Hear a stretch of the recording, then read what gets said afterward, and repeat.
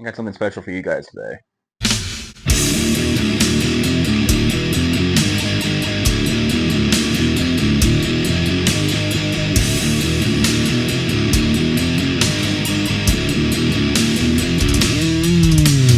This is the Ghost Note Audio ICBM. This is a 3-channel pedal that has the same controls as the original amplifier does. It has the density, it has the mid sweep, and it also has the original clean channel as well as the OD mode and the fry channel.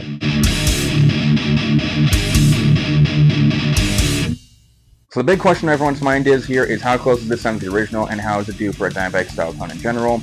Long story short, does it sound exactly like the original? No, the original has more gain and is more flubby, which more gain is usually a good thing for guitarists, but in this instance it's actually a negative because the originals are infamous for having so much preamplifier gain that it causes the preamp to oscillate on itself and it can actually damage it.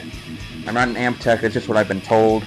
Now, I did talk to Valdemir, and don't know if I'm pronouncing that correctly, probably not, but I did ask him if this has that same issue with the preamp circuit, and he said no. So I ran it on gain completely maxed out on the clips you're hearing for everything, essentially.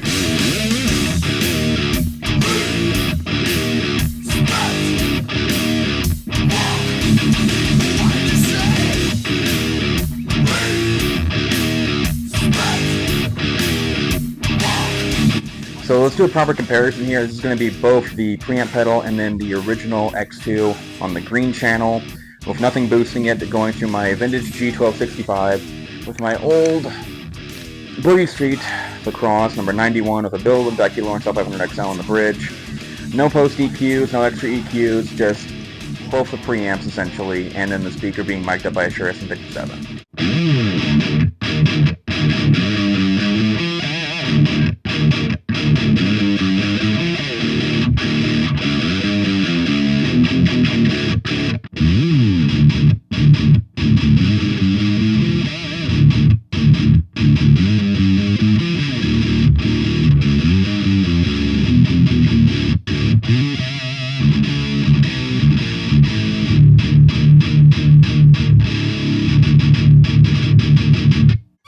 Now here's a comparison of the red channel or the fry mode, which is really, in my opinion, the Dimebag channel. The green channel is great for the rhythm, so I prefer running it on the red channel just because I like more gain to begin with.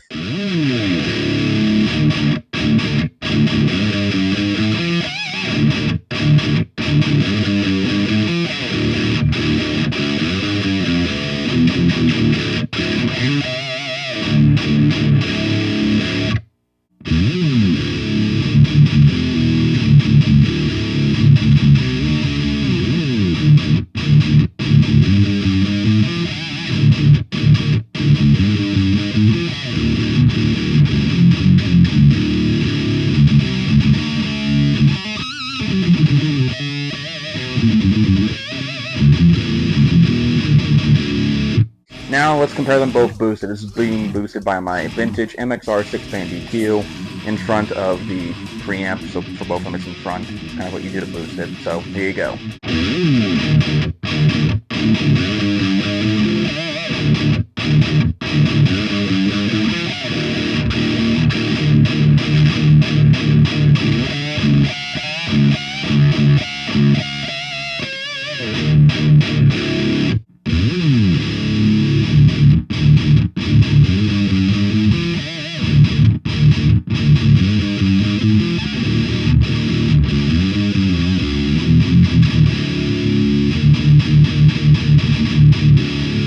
And now here is the red channel, same thing being boosted once again.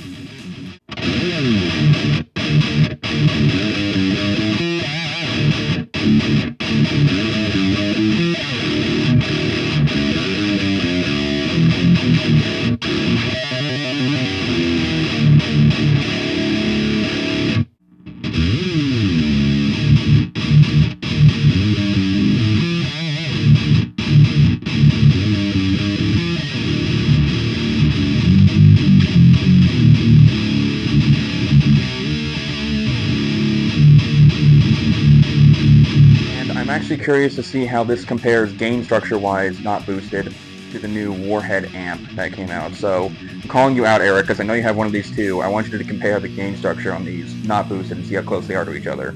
Let me know, does this have more gain or the Warhead amp has more gain? So, get your video started, dude.